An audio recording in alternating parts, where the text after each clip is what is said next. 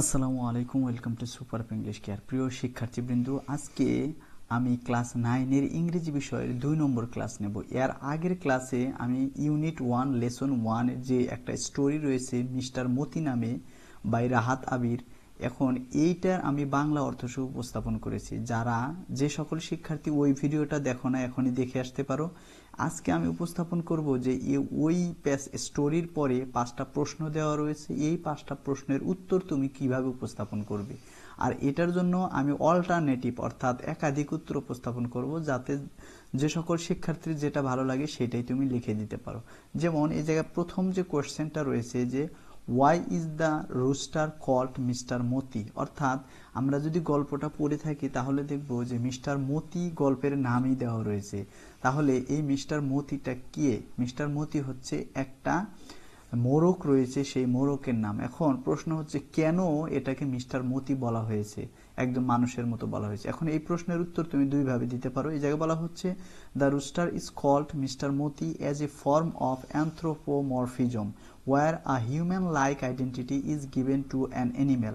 অর্থাৎ এটা বলা হয়েছে অ্যানথ্রোপোমরফিজম হচ্ছে এমন একটা টার্ম যেখানে কি করা হয়, মানে কোনো একটা প্রাণীকে একটা মানুষের ক্যারেক্টারিস্টিক অথবা পরিচয় দেওয়া হয়, আর এটাই করা হয়েছে, আর এটাকেই অ্যানথ্রোপোমরফিজম বলা হয়েছে। The name Moti which means pearl, মানে মতি শব্দের অর্থ হচ্ছে পার্ল মানে রত্ন, might symbolize something valuable or cherished, মানে যেটা কি এমন কিছু, পার্ল মানে রত্ন, আমরা রত্নটা জানি কি যেটা সিম্বলাইজ করে অর্থাৎ যেটা প্রতিনিধিত্ব করে কি কোনো কিছু গুরুত্বপূর্ণ, ভ্যালুয়েবল মানে মূল্যবান, এবং চেরিশড যেটা আকাঙ্ক্ষিত। অ্যাডিং মিস্টার মানে তার আগে কিন্তু মিস্টার যোগ করা আছে। Further emphasise the personality and respect the characters might attribute to the rooster, মানে তাছাড়াও যে এমন এটাকে সম্মান দেখানোর জন্য এবং ব্যক্তিত্ব বোঝানোর জন্যই কি তার আগে মিস্টার যোগ করা হয়েছে। আবার এইটা যদি তোমার পছন্দ না হয় অথবা একটু বড় মনে হয়, তাহলে এই এই যে 1 নম্বর প্রশ্নের উত্তর তুমি এটাও লিখতে পারো। যেমন এটা সহজ করে ছোট করে করা হয়েছে, the rooster is called mister Moti because the name gives it a human like identity, কারণ হচ্ছে এটা মানুষের মতো একটা পরিচয় দেওয়া হয়েছে। Showing how special and important it is to the characters, মানে এটা দেখিয়ে যে এটা কতটা গুরুত্বপূর্ণ কাদের কাছে, যে ওই গল্পের মধ্যে যে ক্যারেক্টার্স রয়েছে, আমিন রয়েছে, তার মা রয়েছে, তাদের কাছে মিস্টার মতি কতটা গুরুত্বপূর্ণ এইটা বোঝানোর জন্য। Moti means pearl symbolizing something valuable, মানে মতির শব্দের অর্থ হচ্ছে কি পার্ল, যেটা কি প্রতীক বোঝায় কি যে এমন কিছু প্রতিনিধিত্ব করে যেটা খুবই গুরুত্বপূর্ণ। এরপরে 2 নম্বর কোয়েশ্চেন যেটা রয়েছে, 2 নম্বর কোয়েশ্চেনটার উত্তর একটু বড় হবে কারণ এটা বিস্তারিত চাওয়া হয়েছে। বলা হচ্ছে is the writer trying to compare the son with rooster, what are the reason for doing so. এখন প্রশ্ন করতেছে যে লেখক যে রয়েছেন উনি কি এই রুস্টারটাকে সানের সাথে তুলনা করা হয়েছে অর্থাৎ আমিনের সাথে তুলনা করা হয়েছে কিনা, এখন যদি করা হয় কেন করা হয়েছে, এর কারণটা কি। এখন এই প্রশ্নের উত্তর তুমি দুইভাবে লিখতে পারো, একটা হচ্ছে বড় আর একটা ছোট। যেমন yes the writer may be drawing a comparison between the son and the rooster in mister Moti, mister মতির মধ্যে, মানে সম্ভবত লেখক যে রয়েছেন উনি এই যে ইয়ের সাথে তুলনা করেছে, তার পুত্রের সাথে তুলনা, তার পুত্র বলতে মানে আমিনের সাথে তুলনা করেছে। এখন এটা কার পুত্র বলা হয়েছে, আমিনের মা কে বলা হয়েছে, তার মায়ের পুত্র যে আমিন সেটার সাথে তুলনা করা হয়েছে। তাহলে আর আমরা গল্পও যদি পড়ে থাকি, ওই গল্পের মধ্যে কিন্তু একটা সময় বলে যে এটা আমার ছেলের মতো, আমি এটাকে কারো কাছে দেব না। তার মানে এইটা দ্বারা বোঝায় যে এটা একদম তার সন্তানের মতো তুলনা করেছে। এখন কারণটা কি, the reasons for this include, মানে এইটা মানে এই কম্প্যারিজনের কারণটা কি কি, এটা প্রশ্নের কিন্তু 2টা ধাপ আছে। এই যে একটা হচ্ছে আসলে করতেছে কিনা, আর একটা হচ্ছে যে কারণটা কি। তাহলে এই কারণগুলো এই জায়গায় উল্লেখ করা হয়েছে কিসের কারণে, the reasons for this include, মানে কারণগুলো কি। তাহলে সিমিলার ট্রেডস, তাহলে সিমিলার ট্রেডস হচ্ছে একই রকম যে ক্যারেক্টারিস্টিক্স অথবা ফিচার্স বৈশিষ্ট্য। যেমন the son and the rooster might share similar characteristics such as stubbornness, pride, or a desire for independence, making the comparison meaningful. মানে এই জায়গায় বলা হচ্ছে যে কিছু সিমিলার ক্যারেক্টারিস্টিক্স আছে যেটা তার সন্তানের মধ্যেও রয়েছে, অর্থাৎ আমিনের মধ্যেও রয়েছে এবং এই মোরগটার মধ্যেও রয়েছে। যেমন কি স্টাবার্নেস মানে একঘেয়েমি, তারপর প্রাইড মানে গর্ব, তারপরে হচ্ছে ডিজায়ার ফর ইন্ডিপেন্ডেন্স মানে ওই মোরগটা হচ্ছে মানে সারা এলাকা ঘুরে বেড়াতে চায়, সেই কারণে সে যে তাকে যে সময় বন্দি করে রাখা হয়েছিল সে খুব কষ্ট পায়। এইটাই তার মানে ডিজায়ার ফর ইন্ডিপেন্ডেন্স ছেলের মধ্যে। আর এই কম্প্যারিজনটা মিনিংফুল হয়েছে। সিম্বলিক রিফ্লেকশন মানে প্রতীক একটা রয়েছে, সেই প্রতীকগত যে রিফ্লেকশন সেটা দেখানো হয়েছে। The rooster symbolises the son's inner struggle or behaviours, helping the readers understand his character through this parallel. বলতেছে এই যে রুস্টারের মাধ্যমে কি মানে লেখকের মানে যে সান রয়েছে লেখকের বলতে সরি এটা হচ্ছে আমিন যে রয়েছে, আমিনের ক্যারেক্টারগুলো এই জায়গায় তুলে ধরেছে, তার যে স্ট্রাগল রয়েছে, তার যে আচরণ রয়েছে এইটা তুলে ধরা হয়েছে, মানে তুলনা করা হয়েছে। তারপর স্টোরি টেলিং টুল, এখন স্টোরি মানে গল্প বলার জন্য একটা কৌশল হিসেবে এটা ব্যবহার করেছে লেখক। কি by comparing the sun with the rooster, the writer uses a creative way to highlight family dynamics, human emotions or societal themes. মানে এই মিস্টার মতির মাধ্যমে অর্থাৎ এই রুস্টারটার মাধ্যমে কিন্তু কি কি তুলে ধরছে, মানে রাইটার একটা অন্যরকম একটা পদ্ধতি মানে সৃজনশীল একটা পন্থা অবলম্বন করেছে, কি যে ফ্যামিলির ইগুলা তুলে ধরছে, ডাইনামিক্স মানে গতিশীলতা কিভাবে সম্পর্ক আগাচ্ছে, হিউম্যান ইমোশনস মানুষের যে ইমোশন রয়েছে এটা তুলে ধরছে, সোসাইটাল থিমস বলতে যে আমরা জানি সামাজিকগত যে থিমগুলো রয়েছে সেগুলো তুলে ধরেছে।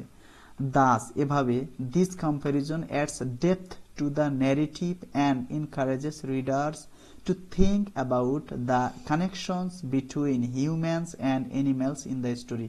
এবং এই বর্ণনার মাধ্যমে মানে এই কম্প্যারিজনের মাধ্যমে মানুষ এবং প্রাণীর মধ্যে যে একটা কানেকশন রয়েছে সেটা তুলে ধরছে।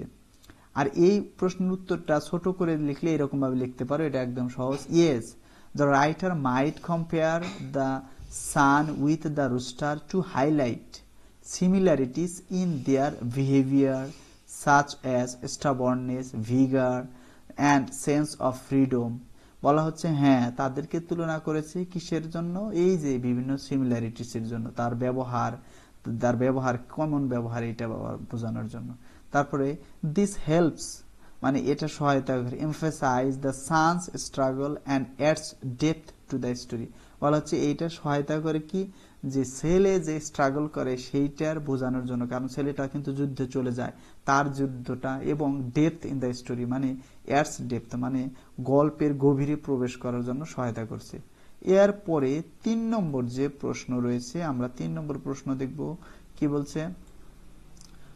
3 নম্বর প্রশ্নটা হচ্ছে why is the story a Bangladeshi story, which war is referred to in the story। বলতেছে এই যে মোস্টার মতি যে একটা গল্প এটা কেন বাংলাদেশি গল্প, এবং ওই গল্পের মধ্যে যে যুদ্ধের কথা বলা হচ্ছে এটা কোন যুদ্ধের কথা বলা হচ্ছে সেইটা প্রশ্ন করছে। এটা মোটামুটি সহজ প্রশ্ন, উত্তর দিতে পারবে। যেমন এটারও 2টা অপশন রেখেছি, যেমন the story is Bangladeshi because মানে গল্পটা হচ্ছে বাংলাদেশি কারণ ইট রিফ্লেক্টস কারণ এটা প্রভাবিত করে অথবা তুলে ধরে দ্য কান্ট্রিজ কালচার মানে বাংলাদেশি কালচার, রুরাল লাইফ মানে গ্রামীণ জীবন, অ্যান্ড ফ্যামিলি ডাইনামিক্স মানে এই পরিবারের মধ্যে যে গতিশীলতা রয়েছে সেটা তুলে ধরছে। The war mentioned is the Bangladesh liberation war of 1971 which brought independence to Bangladesh. বলা হচ্ছে এই যে যে যুদ্ধটা উল্লেখ করা হয়েছে এটা হচ্ছে কি বাংলাদেশের স্বাধীনতা যুদ্ধ যেটা সেটাই তুলে ধরা হয়েছে এবং যেটা বাংলাদেশকে কি স্বাধীনতা নিয়ে আসে সেটাই বলা হচ্ছে। অথবা এটার উত্তর আরেকভাবে দেওয়া যেতে পারে the story is a Bangladeshi story, গল্পটা হচ্ছে একটা বাংলাদেশি গল্প কারণ because it portrays the culture, traditions and rural life of Bangladesh, কারণ এটা আরো সহজ যে এটা তুলে ধরে কি চিত্রিত করে কি বাংলাদেশের কালচার, তারপর ঐতিহ্য এবং গ্রামীণ যে জীবন সেইটা বাংলাদেশের গ্রামীণ জীবন। The Bangladesh liberation war of 1970 1971 is referred to in the story। বলা হচ্ছে যে বাংলাদেশের যে স্বাধীনতা যুদ্ধ রয়েছে, মুক্তিযুদ্ধ রয়েছে, এই মুক্তিযুদ্ধটাই কি, এইটাই হচ্ছে কি 1971 সালের মুক্তিযুদ্ধটা এই জায়গায় উল্লেখ করা হয়েছে।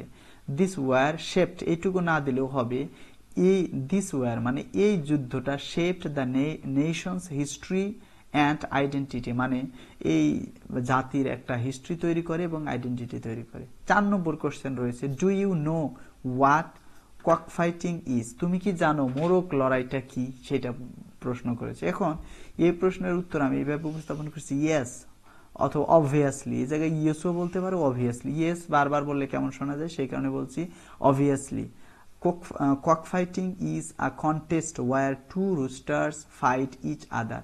বলা হচ্ছে অবশ্যই কক ফাইটিং মানে মোরগের লড়াই হচ্ছে এমন একটা প্রতিযোগিতা যেখানে দুইটা মোরগ কি করে, ফাইট করে একটা আরেকটার সাথে। ওপেন ফর এন্টারটেইনমেন্ট আর গ্যামলিং, মানে মাঝে মাঝে কি মজার জন্য, আবার জুয়া খেলার ক্ষেত্রেও এটা মানে করে, মানে হার জিত আছে, যে তোর মোরগ যদি হারে তাহলে এই রকম টাকারও ব্যাপার সেবার হয়, সেই কারণে জুয়ার কথা বলা হয়েছে gambling. It is cruel practice and is illegal in many places. বলা হচ্ছে এটা খুবই ক্রুয়েল মানে কঠোর একটা প্র্যাকটিস, মানে নিষ্ঠুর একটা প্র্যাকটিস। কারণ হচ্ছে কি এই মোরগ লড়াইয়ে একটা যুদ্ধ সে যে পর্যন্ত কোন সময় শেষ হয়, যে সময় আর একটা মোরগকে আঘাত করতে করতে একবার রক্তাক্ত করে ফেলে এবং সে যে সময় আর পারে না, ওই সময়টাই যুদ্ধটা শেষ হয়।